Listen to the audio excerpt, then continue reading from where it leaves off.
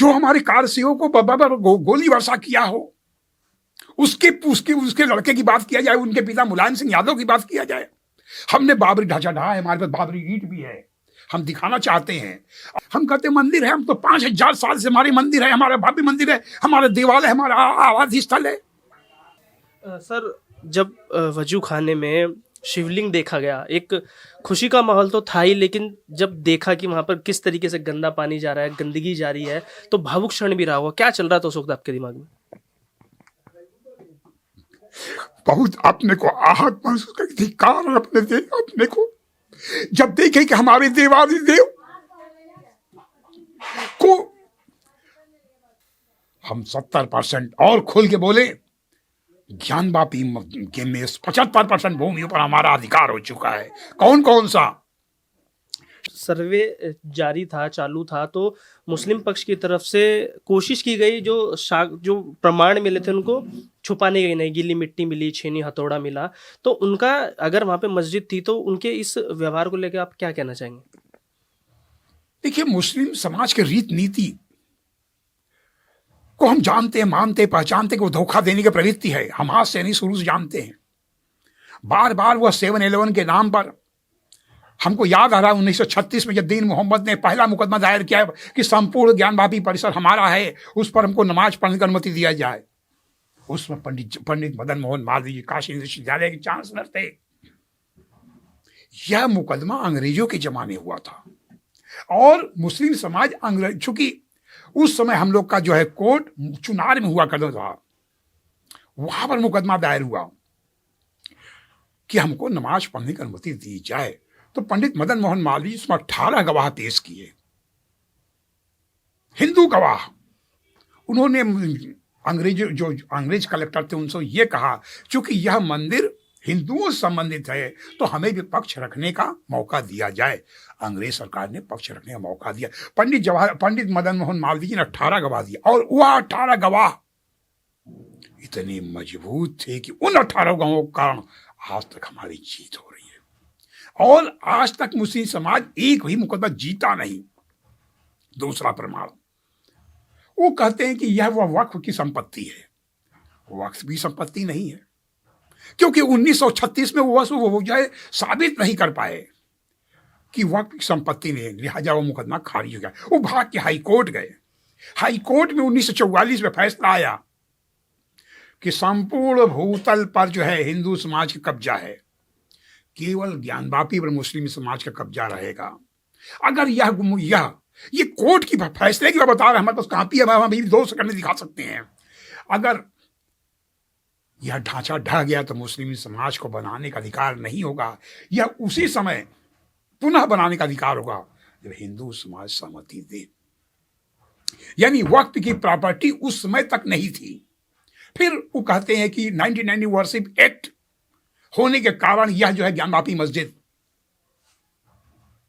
में यह लागू नहीं होता, यह हमारी मंदिर है।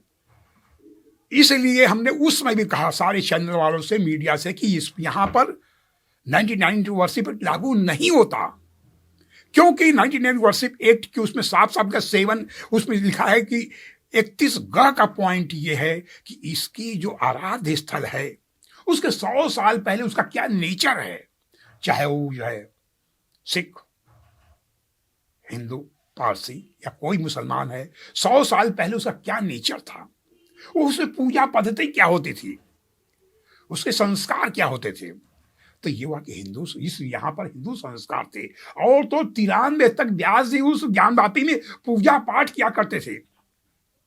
यहां मुलायम सिंह जो है 1993 जब बैरिकेटिंग लगा तो उनको बाहर कर दिया गया, यानी 1991 में लागू नहीं होता, इसलिए कि 93 तो वहां पूजा अर्चना, कथा, राग भोग होगा करता था। और उसके बाद लगातार अनवरत हम ज्ञानवापी मुक्ति महापरिषद के राष्ट्रीय महामंत्री आज भी हूं और हर वर्ष वहां पूजन किया करते थे। इसलिए 1990 वर्शिप लागू नहीं होता। 7-11 मुस्लिम समाज कहता कि यहां लागू नहीं होता है। यहां हार चुके हैं, हाई कोर्ट में हार चुके हैं और पुनः सुप्रीम कोर्ट में विवाद दाखिल था अभी 6 तारीख को, अब 20 तारीख को 7-11 के नाम पर, कहने का मतलब। तो मुस्लिम समाज के पास कोई भी साक्ष्य नहीं है। और एक बिंदु और बता दें कि वक्त किसको कहते हैं। वक्त 3 बिंदुओं को कहते हैं। पहला, वो वक्त जिसको कहा जा रहा है वह रजिस्ट्री की हुई जमीन हो। ज्ञानवापी मुस्लिम समाज ने कभी रजिस्ट्री नहीं कराया। दूसरा, न्यू से बनी हुई वह मंदिर मस्जिद हो। यह न्यू से बनी हुई मंदिर नहीं, 16 अप्रैल 1669 को औरंगजेब के फरमान से तोड़ा गया। और तीसरा, वह अन्य मुस्लिम समाज है तो हिंदू की न हो, हिंदुओं का न हो, यानी दूसरे संप्रदाय का न हो। ये तीसरा है वक्त का नियम। सर, आपने मुलायम सिंह यादव सरकार की बात की, किस तरीके से बैरिकेटिंग करके रोक दी गई, पूजा रोक दी गई, हिंदुओं को अंदर जाने से रोक दिया गया, और आज भी आपने बताया कि सरकार का पूरा समर्थन मिल रहा है, जितने भी अधिकारी हैं उनका पूरा समर्थन मिल रहा है। तो अखिलेश यादव साहब कहते हैं कि राम मंदिर हम 1 साल में ही आके बना देते, और आज उनके सपनों में भगवान कृष्ण भी आती हैं। उस पर क्या कहना चाहेंगे? उनके विचार कैसे बदल रहे हैं? राजनीतिक प्रश्न न किया जाए तो बेहतर होगा। हम तो धार्मिक प्रश्न वाले हैं। जो हमारे कारसेवकों को बराबर गोली वर्षा किया हो, उसके लड़के की बात किया जाए, उनके पिता मुलायम सिंह यादव की बात किया जाए। हमने बाबरी ढांचा ढहा है, हमारे पास बाबरी ईंट भी है, हम दिखाना चाहते हैं। और आपने हमारे दुखती रग पर जो है, मतलब घाव पर उसको छेड़ दिया है। ये बाबरी ढांचे का ईंट है, ये काफी इतना बड़ा है, ये इतनी कैसे बाबरी ढांचे को हमने तोड़ा है। रम्मा लेकर के जैसे ही सामने मस्जिद था, जैसे इसको तोड़ते थे, लगता था गोली अब लगी। पीछे चूंकि हम मस्जिद की ओर थे और हमला हजारों पुलिसकर्मी थे, लगता गोली अब लगी। फिर रम्मा जैसे ही करे लगा गोली अब लगी, फिर अंदर धम्मस करते गोली अब लगी। मतलब जिंदगी और मौत के बीच में जो है बाबरी मस्जिद को ढहा गया है।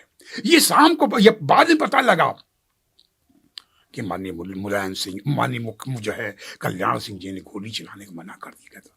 तो ये कहना कि हमको कल्याण, हमको जो है कृष्ण भगवान दिखाई देते हैं, राम दिखाई पड़ते हैं, अरे तो हमको तो उनको हृदय, उनके सोच में कंस दिखाई पड़ता है जो है। सर, ज्ञानवापी पे आते हैं। हाल ही में एक पिटीशन दाखिल की गई इलाहाबाद हाई कोर्ट में कि अब वजू खाने का भी ASI सर्वे किया जाए। तो जितना आप बता सकते हैं, जैसे कि आपने बताया कि कोर्ट का आदेश नहीं है ज़्यादा बात करने का इस मामले पे, जितना हमारे दर्शकों को आप बता सके कि आगे क्या होने वाला है। जो सर्वे वैज्ञानिक प्रणाली से हुआ, 90 दिन तक हुआ, जिसमें पूरे देश के सर्वे अधिकारी थे, वैज्ञानिक थे, भूगर्भवेत्ता थे, पूरी की पूरी लेबोरेटरी लेकर आए हुए थे।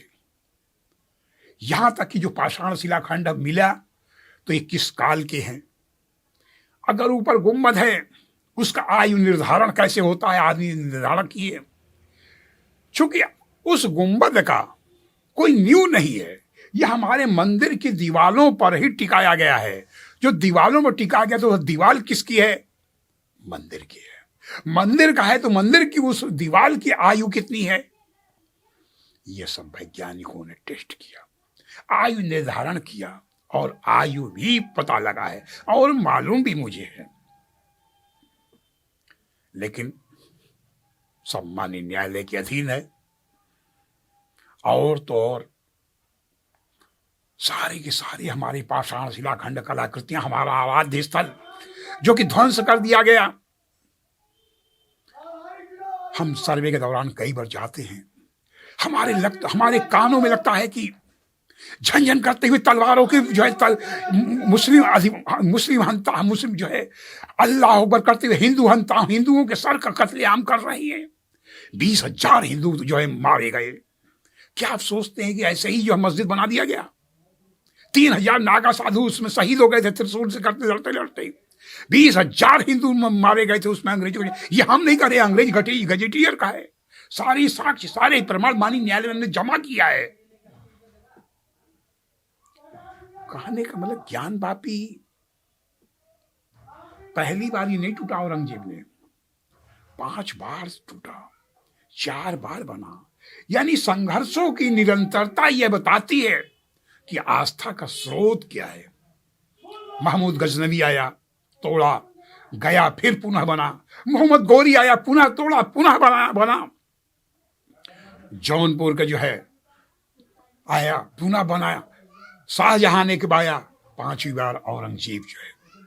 कहानी का तात्पर्य मात्र इतना है कि आप सोचते हैं कि औरंगजेब तोड़ने में कारण एक और है, दारा शिकोह। यह अज्ञात पहलू को हम जो विस्तारित देने जा रहे हैं। दारा शिकोह जो मुक्ति मंडप है ज्ञानवापी में, आप जाइए, जो कूप है ज्ञानवापी का, उसको मुक्ति मंडप कहते हैं। ये बैजाबाई ने बनाया।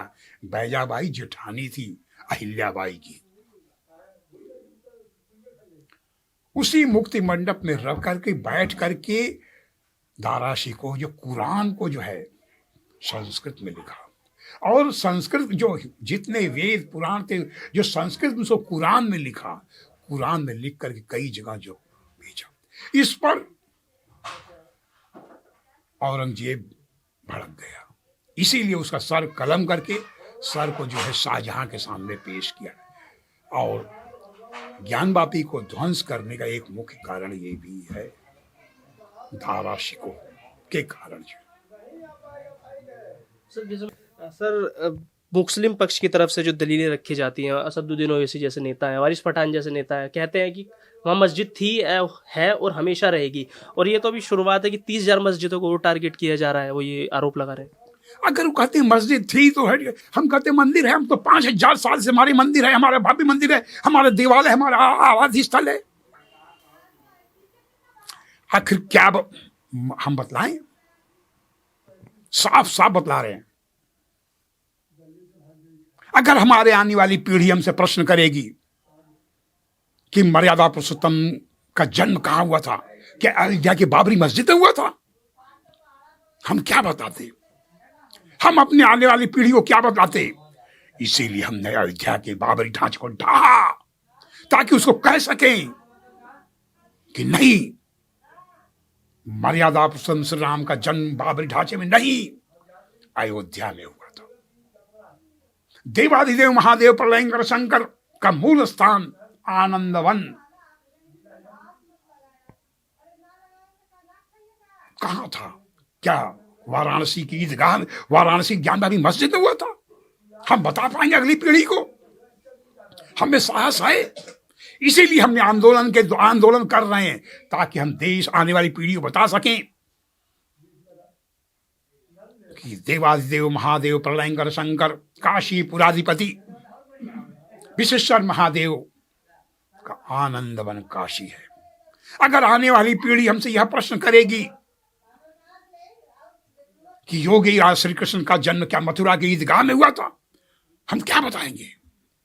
इसीलिए मथुरा का ही मुकदमा हम लड़ रहे हैं, उसके वादी हैं, और उसमें मुकदमा बहुत सरल केरल, उसमें 3-7 एकड़ की भूमि का संपत्ति केवल मामला है, वह बहुत जल्दी नहीं पड़ जाएगा। हमको तब तक ज्ञानवापी से पहले वह नहीं पड़ जाए, उसका भी उद्धार करना, ताकि वह आने वाली पीढ़ी को बता सके कि योगी राज श्री कृष्ण का जन्म मथुरा की ईदगाह में नहीं, मथुरा में हुआ था। और तो और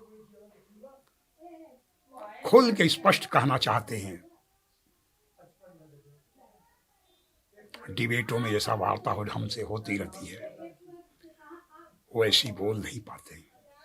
जब हम कहते हैं कि आपके दादा का नाम तुलसी राम है, आप पोता है, कैसे मुसलमान कैसे बन गए? हमारा ज्ञानवापी मंदिर, अगर मस्जिद होता तो कोई मुसलमान उसको जो तालीमी मस्जिद कहता, ज्ञानवापी तो स्वयं संस्कृत का नाम है। मस्जिद अगर होता, मस्जिद मुसलमान अगर मस्जिद बनाते, तालीम माने ज्ञान, तालीमी मस्जिद होता। ज्ञानवापी तो संस्कृत शब्द है। सर, जब वजू खाने में शिवलिंग देखा गया, एक खुशी का माहौल तो था ही, लेकिन जब देखा कि वहां पर किस तरीके से गंदा पानी जा रहा है, गंदगी जा रही है, तो भावुक क्षण भी रहा होगा। क्या चल रहा था उस वक्त आपके दिमाग में? बहुत अपने को आहत महसूस कर, धिक्कार अपने को जब देखे कि हमारे देवाधिदेव को अपने हाथों पैरों से वह गंदा पानी जा रहे हैं, उसमें हमारे देवाधिदेव पड़े हुए हैं। हमें लगता है कि धिक्कार है, हमको हिंदू समाज को धिक्कार है, देश के सनातन धर्मियों को धिक्कार है, देश के 100 करोड़ हिंदुओं को धिक्कार है। ये उनको एक संवेदन में उठ खड़ा होना पड़ेगा बाबा के मुक्ति के द्वार, मुक्ति के लिए। और आने वाला दिन जब देखेंगे देर सवेर बाबा मुक्त होंगे और हम विजय की ड्योढ़ी पर पहुंच चुके हैं। विजय का द्वार खटखटा रही है। हम 70% और खुल के बोले, ज्ञानवापी के में 75% भूमियों पर हमारा अधिकार हो चुका है। कौन कौन सा? श्रृंगार गौरी के माध्यम से 25%, व्यास जी के तहखाने पर हमारा 50 यानी 50, और जहां पर वजू खाना है, जो शिवलिंग मिला है 75% पर बच गया, जहां नमाज पढ़ रहे हैं। हम कदम कदम बढ़ाते हुए आगे चल रहे हैं और सहयोग बाबा का मिल रहा है। जी सर, आपने जिस तरीके से एक बड़ी बात कही कि 75% जो जमीन है, जो जगह है, उस पर हमारा अधिकार स्थापित हो ही चुका है। नंदी महाराज आंखें गड़ाए बैठे हैं, देखे बैठे हैं कि कब हम अपने महादेव, अपने आराध्य को वहां से मुक्त करा पाएंगे। कितना जल्दी हो सकता है कि ये पूरा जो मामला है इसको अपने पक्ष में लिया जाए, जीत हासिल की जाए, और कब वहां पर मंदिर बनके तैयार हो जाएगा? जो शिवलिंग मिला 2022 में, वहां से नंदी 83 फीट 2 इंच है। बीच में जो दीवार हमने वाद दाखिल किया है, उस पर सुनवाई होने वाली है कि वह दीवार तोड़ दिया जाए ताकि नंदी और बाबा बात कर सकें। और इतना ही नहीं, जिसमें शिवलिंग मिला, हम लोग चलते थे, धप धप की आवाज करती थी। धप धप करने का मतलब तहखाना टाइप का। जब वहां से घूम करके नीचे गए तो हमने विष्णु शंकर जैन जी से कहा कि सर जी, लगता है अंदर कुछ है। कि क्या चाहते हैं आप? कोई देखना चाहते हैं? कि देखिए, जो एजाज केयर टेकर है उससे हम पूछे कि क्या जाने का मार्ग है? कहे हाँ। वो समझ ही नहीं पा रहा कि लोग चाहते क्या है। कहे हाँ, वो यहाँ से जैसे ये है, घूम करके इस तरह फिर उतरे सीढ़ी से, देखे कि जो हमारा मंदिर ऊपर है और नीचे ईंट की जोड़ैया हुआ है। यानी शिवलिंग ऊपर, नीचे शिवलिंग ईंटे से जोड़ा गया। दरवाजा बंद था। कहने का तात्पर्य, हमारे देवी देवताओं का इतना अपमान, हमारे देवी देवता अपमान, हमारे साक्ष्यों को छिपाने का प्रयास, हमारे साक्ष्यों को जो है, हिंदू साक्ष्यों को मिटाने का प्रयास। कितना आहत मन हर पल चाहता है कि मुक्त हो बाबा, और बाबा जल्दी मुक्त हो। सर, मेरा आखिरी सवाल, 500 साल की लड़ाई के बाद अयोध्या में श्री राम मंदिर बनके तैयार होने वाला है। प्राण प्रतिष्ठा पीएम मोदी करेंगे। आप उस आंदोलन से भी जुड़े रहे, अब ज्ञानवापी में भी जुड़े हुए हैं, कैसा महसूस कर रहे हैं? अपने जीवन को धन्य मानता। हमको लगता है कि बाबा, हम मरने वाले नहीं हैं। हमको याद है कि हम नारा लगाते थे, बम बम बोल राम जन्मभूमि का ताला खोल। जब घंट घड़ियाल लेकर बजाते थे गोदौलिया चौराहे पर, लोग पागल समझते थे कि क्या बोल रहा है। हम नारा, बम बम बोल राम जन्मभूमि का ताला खोल।